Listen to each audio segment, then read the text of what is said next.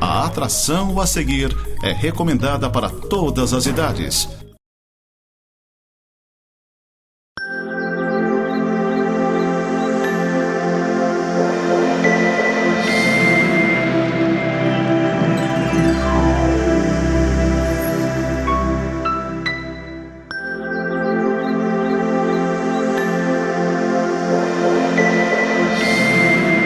Graça e paz, queridos irmãos e irmãs, sejam bem-vindos ao nosso programa Semeando para a Vida Eterna, da Igreja Presbiteriana de Lages. Você é o nosso convidado para as nossas programações nos cultos que nós temos ali, no domingo, 9 horas da manhã, com a Escola Dominical às 10 e à noite às 19 horas. Nós vamos orar pedindo que Deus esteja nos abençoando e também teremos uma palavra dos nossos patrocinadores. Vamos primeiro com a palavra dos patrocinadores. Clínica Médica e Odontológica Vida Nossa. Situada no centro de Lages, conta com a especialista em ultrassonografia, doutora Vanessa Gerber, nos atendimentos de ultrassom geral, músculo-esquelético, obstétrico e Doppler. E também com atendimento odontológico com o Dr. Fernando Gerber, nos serviços de cirurgia, estética, prevenção, clínica geral e implantes. Clínica Vida Nossa, Rua Correia Pinto, número 638, Centro, em frente à Praça da Estátua do Correia Pinto. Queridos, vamos orar pedindo que Deus esteja nos abençoando e iluminando a nossa mente mediante a palavra dele. Oremos. Deus e Pai, nós te louvamos por esse dia, te agradecemos, ó Deus, porque a tua misericórdia, ela está sobre nós, nos auxiliando, se renovando a cada manhã, e nós te louvamos por isso. Nos abençoe agora, Pai, mediante a tua palavra. Quero te agradecer pelas bênçãos que temos recebido, pelo sustento da vida, ó Pai, e o privilégio que temos de compartilhar a tua palavra, a tua verdade, ó Pai. Em nome de Jesus, nós oramos e te pedimos. Amém, Senhor. Queridos, eu quero trazer um texto muito importante para o entendimento da nossa espiritualidade, da nossa salvação. O texto está na carta que o apóstolo Paulo escreveu aos Romanos, no capítulo 8, a partir do versículo 1, eu vou ler até o versículo 11. É um pouco extenso o texto, né? Mas é uma mensagem que é essencial para nós conhecermos a graça de Deus, que é a salvação em Jesus Cristo. Então ele começa assim no versículo 1 do capítulo 8. Agora, pois, já nenhuma condenação há para os que estão em Cristo Jesus, porque a lei do Espírito da vida em Cristo Jesus te livrou da lei do pecado e da morte.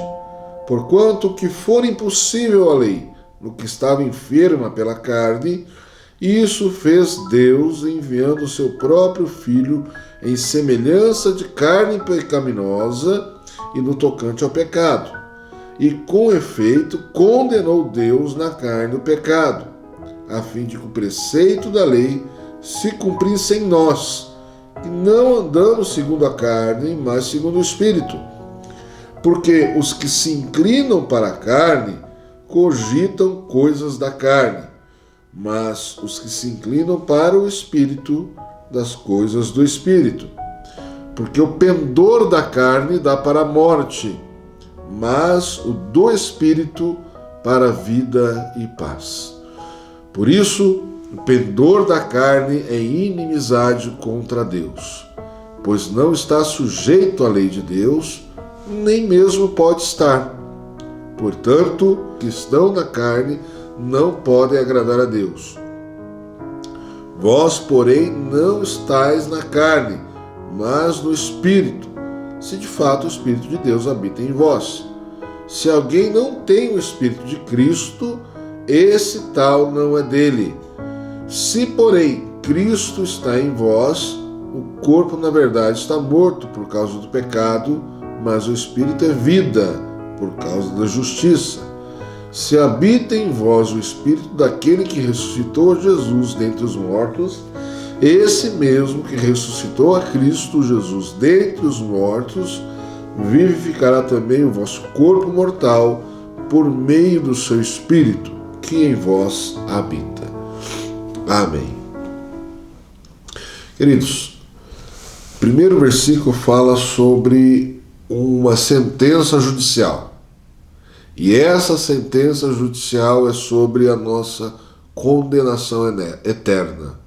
Nós não estamos mais condenados à eternidade por causa da obra de Jesus Cristo.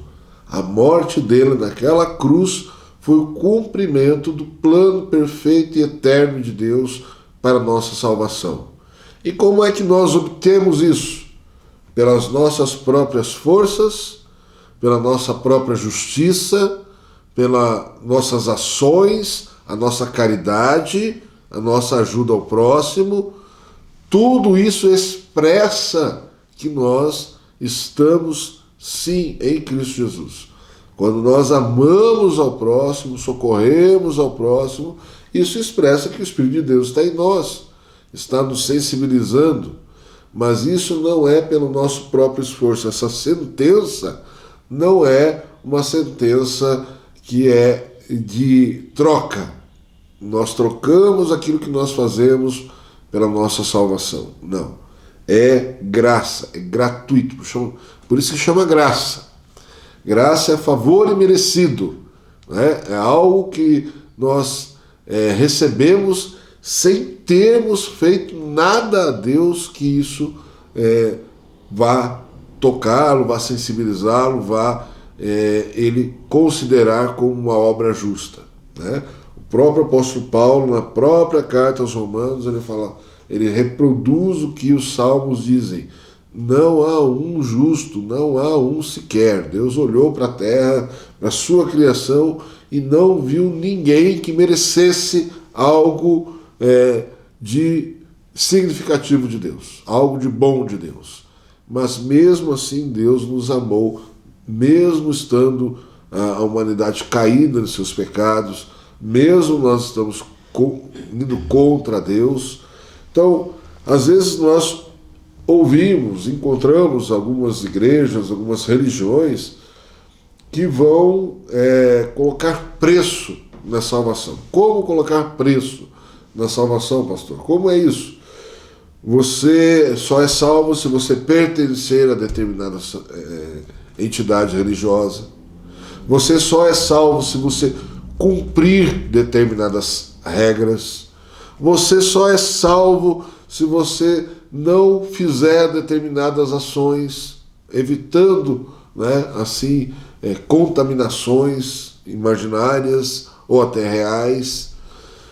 Nada disso corresponde ao que a Bíblia nos traz como o fator preponderante para a salvação, que é a graça de Deus, a soberania de Deus, de derramar a sua graça sobre nós.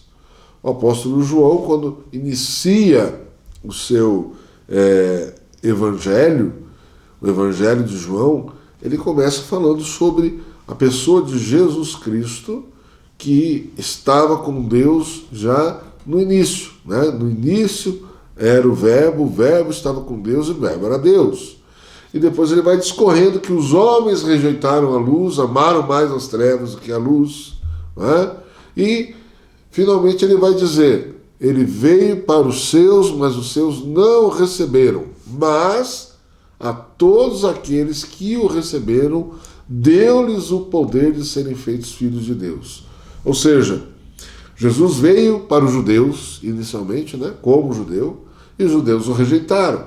O apóstolo Paulo vai fazer uma exposição belíssima a partir do capítulo 9, 10, 11 dessa carta aos Romanos, falando sobre que essa rejeição dos judeus, ela fez com que Deus também nos aceitasse, nos chamasse. Ele está explicando isso para uma classe bastante reticente em aceitar os gentios, os judeus que estão ali em Roma, de aceitar os gentios como pessoas salvas. Mas Cristo, na sua obra, ele derrubou a parede de fazer essa divisão entre os judeus e os gentios. Quem são os gentios? Gente de todas as outras nacionalidades. né? Essa palavra gentílico é usada até hoje, né? Se alguém te perguntar qual é o seu gentílico, né? Eu vou falar, eu sou brasileiro, que eu nasci no Brasil, né? Se for um italiano, eu falo assim, meu gentílico é italiano, ou o gentílico é estadunidense.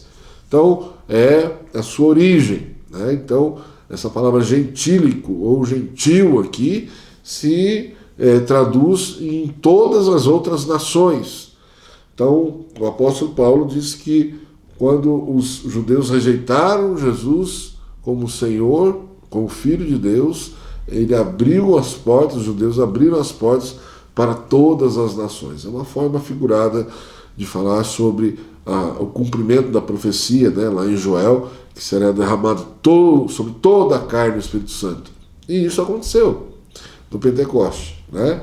Então nós temos aqui agora essa informação preciosa, né, de que nós, quando cremos em Cristo Jesus, essa informação a gente tem que ter ela sempre na nossa mente, fortalecendo a nossa fé, dizendo: eu era um condenado à morte eterna, estava perdido, caminhando para o inferno, mas a pessoa de Jesus Cristo, na sua obra magnífica, santa, na cruz, que levou sobre si o meu pecado, agora me restaurou a vida e me trouxe a vida eterna. Não, nenhuma condenação há para os que estão em Cristo Jesus. Algumas religiões, né, elas tratam a perda da salvação, né, ou a compensação do mal que nós fizemos com ações benéficas para podermos alcançar a salvação. Eu só vou contar um testemunho, né, um testemunho de como a palavra de Deus é poderosa para transformar, para dar vida, né?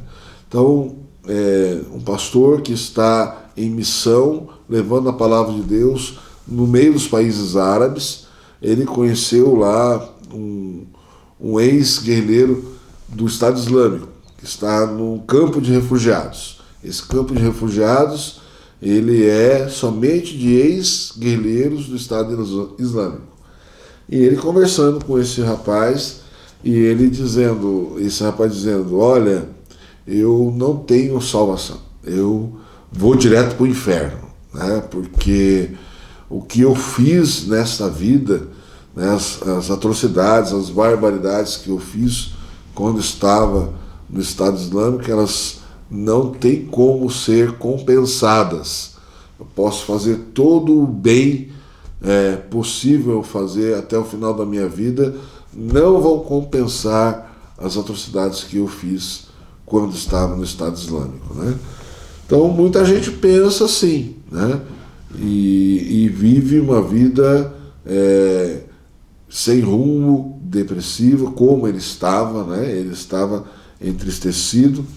E aí esse pastor falou para ele exatamente esse versículo, né? Em Cristo Jesus nenhuma condenação há. Aqueles que creem no seu nome, aqueles que creem, declaram Jesus como Senhor e Salvador de sua vida, como Filho de Deus. E essa declaração que ele fez diz que mudou o semblante daquele rapaz. O brilho voltou aos seus olhos, né? Viu uma esperança. Há uma esperança para mim ainda? Então, há uma esperança, né? A vida em Cristo Jesus. Então, às vezes a gente fica lidando com informações, com formações que não condizem com o que a palavra ensina. E aqui nós temos uma explicação que o apóstolo Paulo faz até o versículo 11, exatamente sobre essa guerra que existe entre aquilo que nós sentimos e aquilo que Deus está dizendo que é verdade. Porque a palavra de Deus, conhecida como lei de Deus, né, para os judeus até a vinda de Jesus, era o meio que mostrava a nossa dependência de um Deus soberano e gracioso para com a nossa vida, porque nós pecamos por pensamentos, por atos, por omissão, né? E essa lei, ela evidencia o nosso pecado. A lei aponta, né? Quando a palavra de Deus vem a nós, nós nos enxergamos como os pecadores, porque vemos na lei a bondade de Deus, a perfeição de Deus e a revelação de que nós somos falhos, pecaminosos, caídos. Mas ela também nos mostra o caminho da redenção. E esse caminho da redenção é se render, né? Se render aos pés do Senhor Jesus. Não é você, como na história de Hércules, né? Você ter as 12 tarefas hercúleas para fazer para se chegar à salvação. Tem uma música antiga, né, de um compositor brasileiro que dizia: se eu quiser falar com Deus, eu tenho que me trancar no quarto, apagar a luz, tem que ficar tudo em silêncio. Não é tudo isso. Coloca-se um monte de dificuldades para chegarmos a Deus, coloca-se um monte de obstáculos, né? E Deus está ao alcance de uma oração simples, singela, em qualquer lugar. Quando Jesus diz que nós temos que orar, quando nós orarmos, a gente entra no nosso quarto, fecha a porta, e lá Deus nos vê, ele está combatendo exatamente o oposto, que é a exibição religiosa, né? Então ali tínhamos os religiosos, principalmente ali os grandes religiosos, fariseus, saduceus, os escribas, eles gostavam de mostrar para os outros que eles eram religiosos. Então eles faziam orações em voz alta nas esquinas, nas praças, né, para demonstrar a sua religiosidade. E quando eles davam alguma oferta, eles faziam muito barulho, né? Conta a história de que até alguns ricos, quando iam para o templo para ofertar, eles contratavam até banda de música para ir na frente tocando: olha, ele vai dar dízimo, né? Ele está dando o dízimo, está dando a oferta. Então, e os religiosos gostavam de, quando faziam um jejum, eles ficavam com aquele aspecto de sofrimento, né, de quem está passando fome, descabelado, e mostrando para os outros: eu estou fazendo jejum, né? Então, o que Jesus está ensinando é a combater exatamente esse teatro religioso de alguém achar que é melhor que o outro porque faz. Então Jesus diz: quando você fizer o jejum, lava o seu rosto, penteie o seu cabelo e sai como se nada tivesse acontecendo, porque é entre você e Deus. Quando você orar, quiser orar mesmo, vai para o seu quarto e se esconde lá e ora a Deus. Quando você der a sua oferta, que não saiba a sua mão esquerda o que está fazendo a direita, né? Então, o ensinamento de Jesus sobre humildade, sobre um relacionamento verdadeiro com Deus, não para mostrar para os outros, né? Não para inglês ver, como diz o ditado.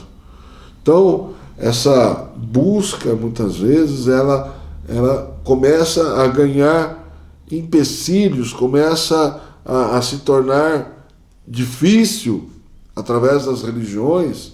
Você precisa de ritos de passagem, né, para poder congregar, mas não é isso que o Evangelho nos mostra.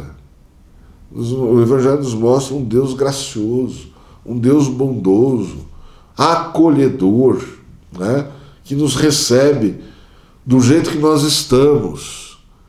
Só que esse receber do jeito que nós estamos também vai nos dar uma consciência para que não continuemos do jeito que nós estamos. Porque se nós chegamos a Ele de um jeito totalmente caído, entristecido, arrebentado, né, como diz a parábola do filho pródigo, né? A parábola do filho pródigo ilustra muito bem isso, de que o filho mais novo gastou todos os seus bens, né, e veio todo mulambo. Tem um quadro pintado, né, do Rembrandt sobre a volta do filho pródigo, e aquele pai abraçando aquele filho todo parecendo um mendigo, né? E o texto diz que o pai mandou trocar a roupa, colocar um anel no dedo, colocar uma sandália nos pés, que agora ele estava restituído. E é isso que Deus faz com a gente. Ele nos espera de braços abertos para nos receber como filhos amados, porque agora nenhuma condenação há em Cristo Jesus. E muitas vezes o modo como nós chegamos a Deus, às vezes os instrumentos usados para nos levar a Deus, muitas vezes nos ajudam, mas muitas vezes nos atrapalham, colocam obstáculos onde não tem, onde deveria ser uma pista livre para chegarmos a Deus, né? Então, querido, eu quero te convidar para se aproximar desse Deus bondoso, generoso, acolhedor, esse Pai que está com os braços abertos para te receber, para te pegar no colo, para curar as suas feridas, para sarar as suas enfermidades, assim como Jesus levou sobre a cruz os nossos pecados e as nossas enfermidades. Esse Deus Pai, ele tem uma palavra para nos encorajar, para nos transformar. Somente a presença de Deus já é transformadora, né? Ela é renovadora na nossa vida. Então eu te convido, queridos. A igreja era somente um caminho, um instrumento de Deus, né? Para você conhecer Deus perfeitamente. E a igreja, ela vai, quando você entra numa igreja para ouvir a palavra de Deus, ali você vai ver pessoas imperfeitas também ali juntos, mais transformadas, buscando adorar a Deus, celebrando a vida em Deus, né? E quando nós encontramos Deus e fazemos parte de uma igreja, começamos a aprender que a comunidade é onde Deus se manifesta como corpo. Por isso que a igreja é a noiva de Cristo, né? Cristo é a cabeça, a igreja é o corpo. Nós nos ajudamos mutuamente, nos suportamos mutuamente, nos perdoamos mutuamente, convivemos, crescemos, nos aperfeiçoamos, nos aprofundamos na palavra de Deus e crescemos como pessoas, né? O apóstolo Paulo usa várias metáforas para isso. A igreja, ela é um edifício em construção. Ela é uma planta que é plantada e cresce, né? E se torna uma árvore. Se torna uma árvore que abriga vários animais, né? Onde eles fazem ninhos, pássaros fazem ninhos. Então, a beleza de pertencer ao povo de Deus é nós compreendermos todas as figuras de linguagem que se traduzem em acolhimento. Nós estamos perdidos, peregrinos, errantes pelo mundo, e Deus planejou na eternidade nos chamar para nos juntarmos e sermos uma comunidade, uma congregação que serve esse Deus, que adora esse Deus em conjunto, tá? Então, você é nosso convidado. A nossa igreja tem esse papel. Ela exerce esse papel dado por Deus, de ser acolhedora, de ser edificadora, de ser renovadora da vida, da fé. Você pode também fazer parte desse povo. Você é nosso convidado. E que você tenha na sua mente essa palavra, no seu coração também. Nenhuma condenação há para os que estão em Cristo Jesus. Não há nada que você tenha feito que não tenha ido parar nas costas de Jesus naquela cruz quando ele morreu. Deus abençoe você, conte com as nossas orações pela sua vida, pela vida da sua família, da nossa cidade, que Deus traga na sua vida bênçãos sem fim. Até o nosso próximo encontro.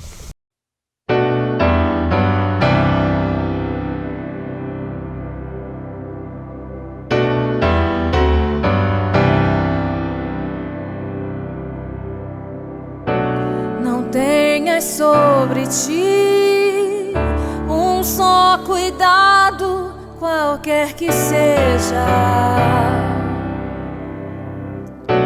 pois somente seria muito para ti.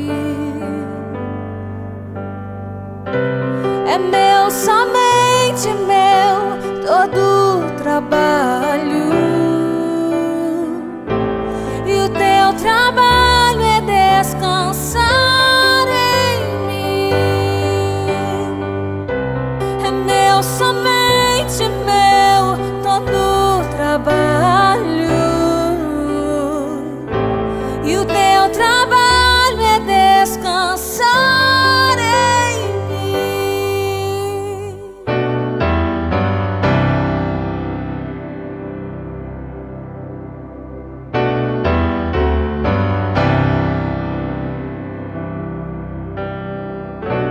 Não temas quando enfim tiveres que tomar decisão.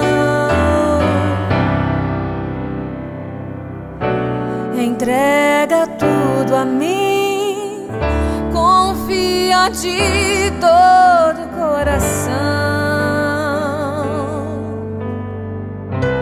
É meu, somente meu, todo o trabalho. E o teu trabalho é descansar em mim. É meu, somente meu, todo o trabalho.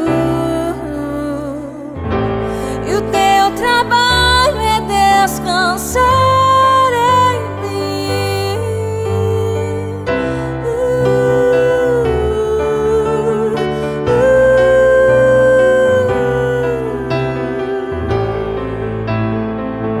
Descansa.